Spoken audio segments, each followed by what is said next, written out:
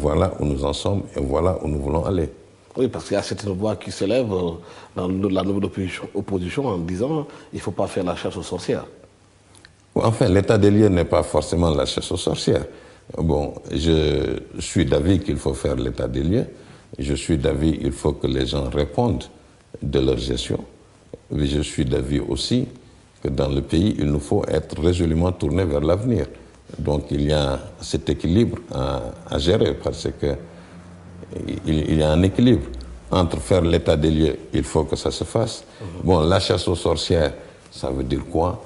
Bon, tout le monde le dit, mais dans tous les cas, ceux qui ont géré des deniers publics et qui, dans un état des lieux, ils doivent répondre de leur gestion. Au-delà de cela, Baïdienne, nous sommes dans un pays où une économie qui est trop dépendante de l'extérieur, nous n'avons pas de ressources naturelles. Sur quoi le Sénégal doit s'appuyer aujourd'hui pour vendre davantage le pays, pour gagner de l'argent, pour faire nourrir les Sénégalais, les vêtir et les soigner? Ben, ou celui qui était votre, ou celui qui est toujours patron de presse, par exemple, dans un secteur aussi important comme le tourisme, bon, il est évident que le tourisme reste un secteur important, c'est-à-dire le secteur des services d'une façon générale. Bon, nous devons renforcer, nous devons améliorer ce service, nous devons positionner notre pays pour attirer beaucoup d'investissements, nous devons poursuivre aussi les différentes autres choses, que ce soit sur l'agriculture, les ressources minières que nous avons, il faut que nous les valorisons davantage. Il faut que nous puissions créer beaucoup plus de valeur ajoutée dans tout ce que nous faisons. Justement, concernant le tourisme, certains Sénégalais estiment que c'est un secteur qui est sinistré à cause des embrayages, des inondations qui ont eu lieu ici au Sénégal. Les touristes fuient de plus en plus le Sénégal. Est-ce qu'il y a des réformes qu'il faut faire dans ce secteur pour permettre au Sénégal de retrouver son lustre d'antan? Parce qu'on a vu que des pays comme le Maroc et la Tunisie dépassent de loin le Sénégal. C'est vrai que le tourisme, en fait, quand les gens parlent du tourisme et qu'ils regardent simplement le nombre de gens qui viennent et qui partent, c'est une façon réductrice de regarder le tourisme. Le tourisme a un aspect transversal, c'est peut-être un des secteurs le plus transversal possible. Parce que ça veut dire quoi? Si nous avons le tourisme balnéaire, disons, vers Saly, et si nous ne pouvons pas de Dakar arriver à Saly, c'est-à-dire dans les infrastructures déjà de dessert, bon, c'est un problème.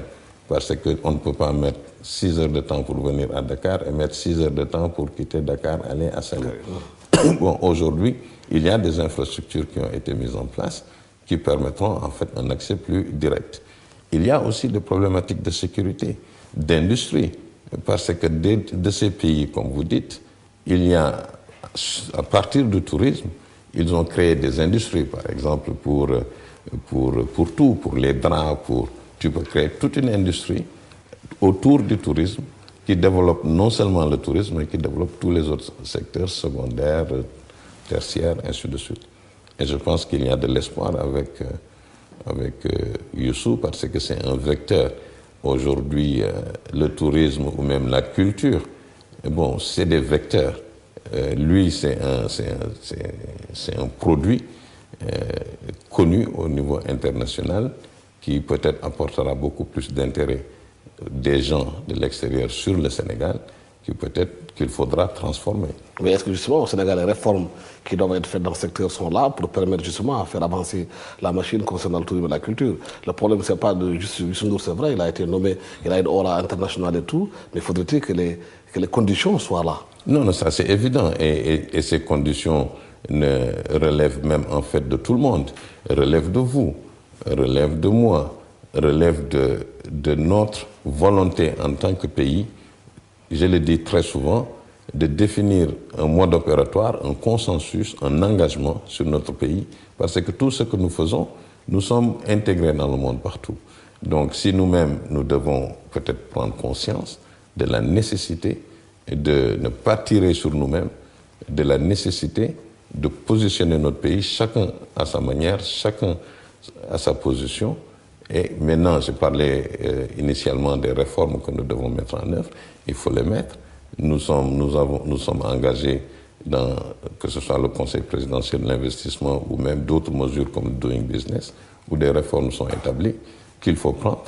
Il faut que nous tous, en tant que pays, que nous nous concentrons et nous invitons tous les Sénégalais à ce projet de développement humain qui peut déjà se reposer sur des socles de valeurs de type éthique, gouvernance, transparence, travail, productivité, moralisation de la vie publique, toutes des choses qui en fait Justement, vous touchez là un problème assez important pour un pays, éthique, valeurs, déontologie, bonne gouvernance, le pouvoir qui vient de sortir, les scandales commencent à sortir. On parle aujourd'hui de licence, de quatrième licence de téléphonie qui aurait été cédée à plus de 100 milliards de francs CFA. Le ministre de la communication, M. Guirassy, dit que non, ce sont ces licences qui permettent des installations. Comment peut-on comprendre que cette affaire puisse se faire au Sénégal pratiquement en catimini?